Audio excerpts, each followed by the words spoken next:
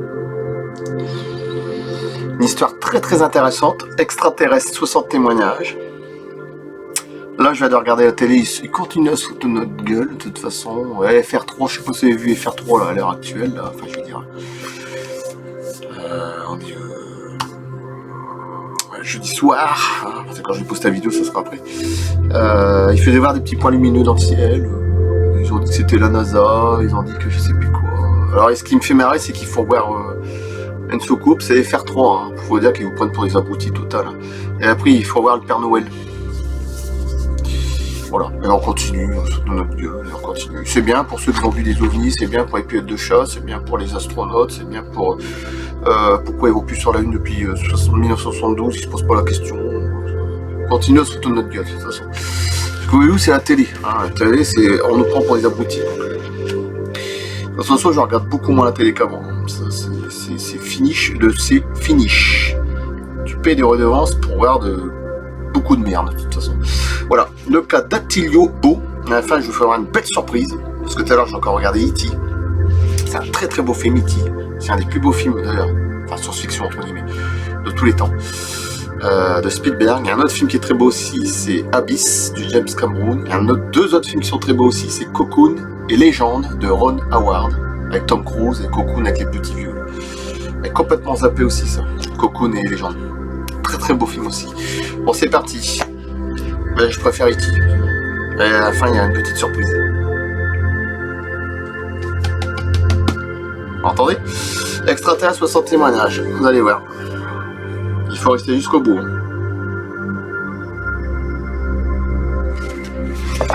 C'est parti.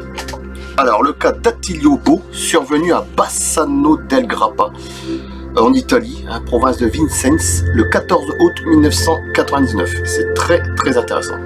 Il ne sera certainement pas facile de prendre pour argent comptant avec l'illustration du dessin. L'épisode rapporté ci-après et dans un premier temps du moins, de sérieux doutes le rendront peu crédible.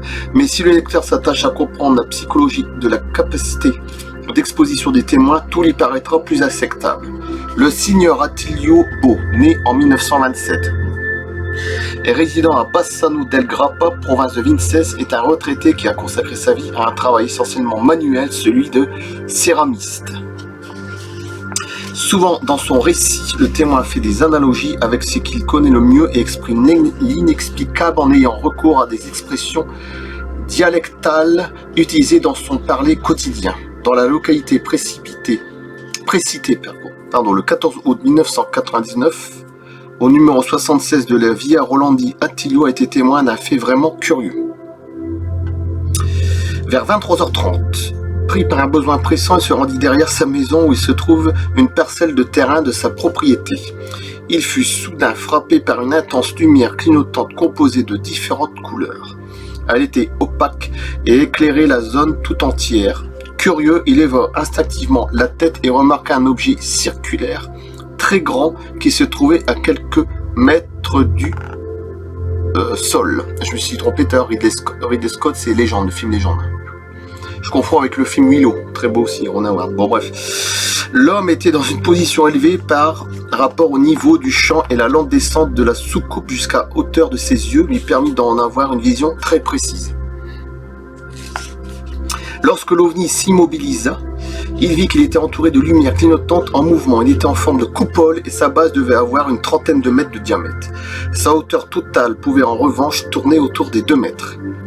Sur ces 2 mètres, 1,50 m environ concernait la partie supérieure qui semblait être réalisée dans un matériau transparent, si transparent qu'il paraissait presque ne pas exister ni et n'était décelable que grâce au reflet de lumière qu'il renvoyait.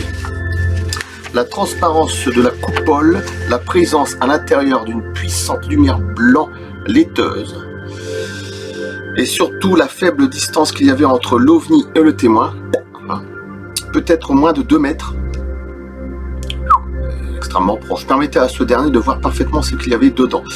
Était doté d'une plateforme vert tendre qui présentait dans sa partie centrale une surface légèrement incurvée. À cet endroit, il y avait juste 2 petites chaises et une table rectangulaire qui ne mesurait pas plus d'une 60 cm de haut. Ça me fait penser au film, je vais revenir au film, encore décidément, Miracle sur la 8e rue, très beau film, 87 ou 88, je sais plus quelle année, avec des petites soucoupes. Bon bref, la matière dans laquelle ces objets étaient fabriqués lui fit penser à du fer torsadé. Les 5 occupants de l'engin, tous de petite taille, environ 80 cm, avaient une allure vraiment insolite. Leur tête était grande, disproportionnée par rapport au reste du corps, certainement presque le double. Faut pas demander. Et ressemblait beaucoup à celle d'un âne, peut-être à cause de l'excessive longueur du visage. Elle était recouverte de cheveux épais, courts et noirs, en sopas d'herbe, drus et broussailleux comme des touffes d'herbe. Bon. On voyait bien en évidence des yeux foncés très gros.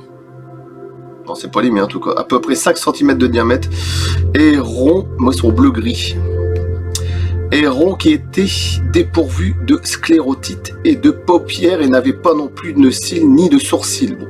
Ses yeux très rapprochés étaient placés au-dessus d'un nez écrasé qui finissait en patate.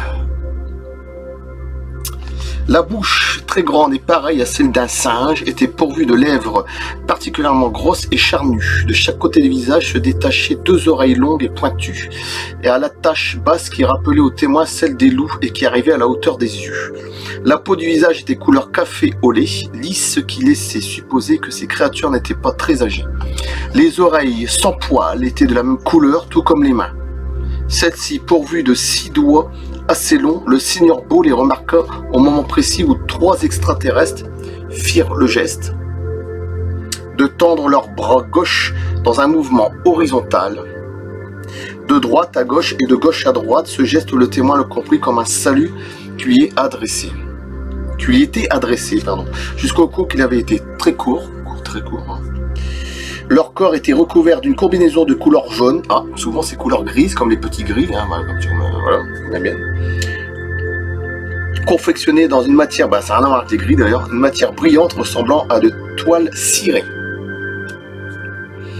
Ils portaient aux pieds des chaussures particulières en forme de gondoles vénitiennes. Elles avaient en effet la particularité d'avoir les 2 extrémités, tant à l'avant qu'à l'arrière, qui se terminaient en pointe relevée. Au début de l'apparition, le Seigneur Beau effrayé eut l'intention de s'enfuir et d'aller prendre quelques outils de travail dans un local situé près de l'habitation. Il lui servirait à se défendre, mais il changea d'idée dès qu'il se rendit compte de la petite taille de ces créatures et de l'absence d'hostilité de leur part. L'homme eut la possibilité d'observer ce qu'il faisait. Il arrêtait son regard sur l'extraterrestre qui se trouvait au centre de la zone incurvée, près de la table. Il lui semblait qu'il était en train de regarder des objets de couleur jaune qui ressemblaient par leur forme et leur taille à des billets de banque. Les autres individus, en revanche, se déplaçaient sur cette base verte, immobile, et avaient le regard tourné vers le témoin. Aucun d'entre eux n'avait cependant l'intention d'entamer une quelconque conversation, ni par des mots, ni par des sons. La chose dura environ 1 minute et demie, dans un silence absolu, après quoi la soucoupe volante décolla verticalement à vitesse très élevée, disparaissant très rapidement de la vue du témoin. Celui-ci suivit l'objet du regard jusqu'à ce qu'il paraisse de la taille d'une braise de cigarette. Déjà il est petit, une petite soucoupe, donc bon. Tout était resté parfaitement immobile autour de lui par une feuille. Pas une feuille n'avait bougé, faut pas demander. Le lendemain, le Seigneur Beau crut de son devoir de se rendre à l'antenne locale des carabiniers pour signaler ce qui était arrivé. Mais à son grand regret, on ne le crut pas et par conséquent aucun rapport ne fut établi. Cette indifférence déçut le témoin qui se serait rendu attendu de la part des institutions à un comportement, à un intérêt tout différent. Malgré cela, il était très content de cette rencontre approchée avec des êtres qui avaient une attitude si aimable envers lui. Disons, avec tout ce qu'il a vu, les détails, couleur café, etc., lisse, les 3 extraterrestres qui arrivent, la petite soucoupe, si vraiment il a été inventé une connerie, une connerie comme ça, pour inventer un truc pareil. À son avis, aucun entretien n'avait jamais en montré une telle affabilité et il se déclara prêt à payer très cher pour pouvoir les revoir. Il fut abasourdi et frappé par la technologie sophistiquée dont ses visiteurs disposaient et il compara à la nôtre, si différente et manifestement inférieure. Oui, il affirma que le genre humain était fort pour parler. En réalité, il n'a pas encore pris conscience de l'existence d'autres civilisations.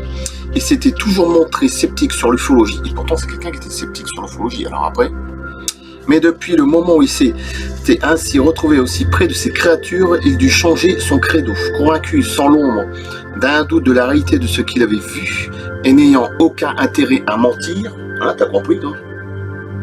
Il affirme, il est juste que le monde sache. Que le monde sache.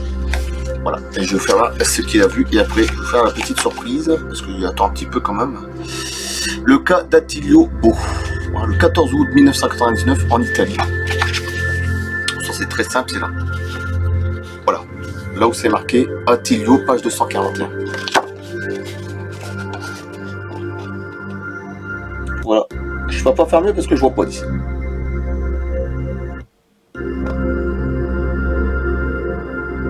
Figure 49, d'accord? Beau Attilio, page 241. Au point aveugle quand même.